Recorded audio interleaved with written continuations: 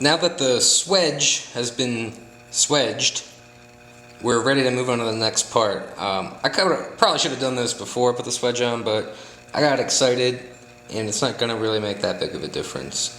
So, next step is going to be to put a fooler in the tang using this small contact wheel on the bottom of my flat plate that I can rotate around.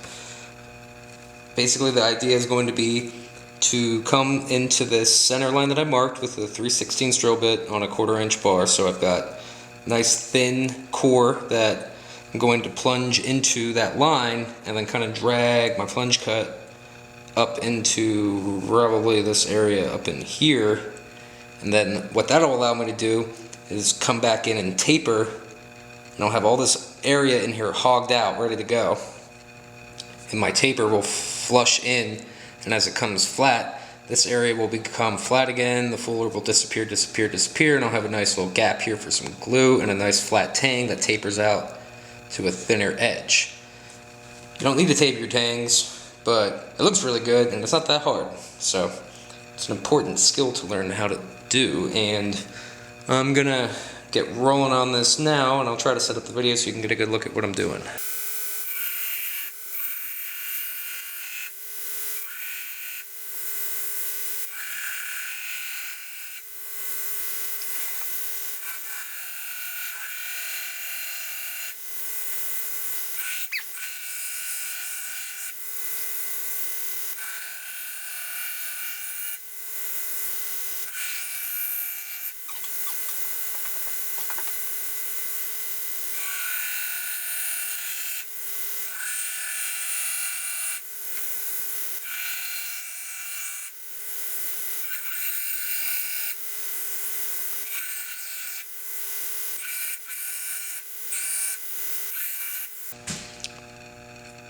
So what we have now is a full taper, or I'm sorry, a full hollow going through the tang of the knife, which bottoms out down here at the back where we have an hourglass shape.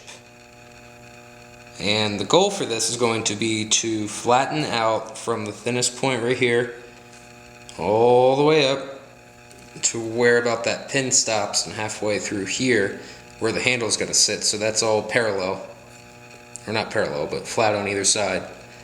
And the next step is going to be hogging away all this extra flat area up here and watching this fooler disappear until it's just kind of right about in that area probably.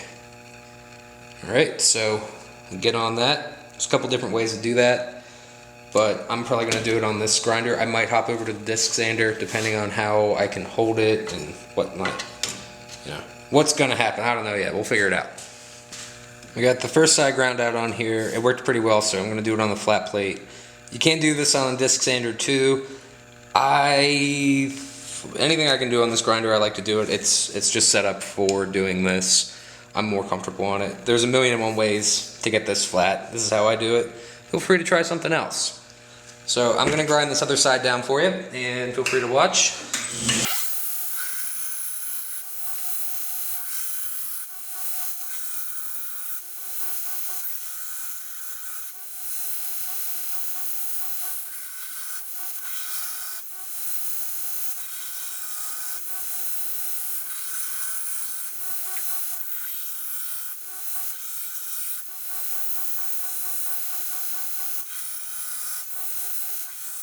At this point, everything is now brought back up to its medium working finish. We're at, again, the A65 belts, 200 grit. I've flattened this and got everything flat from here to here.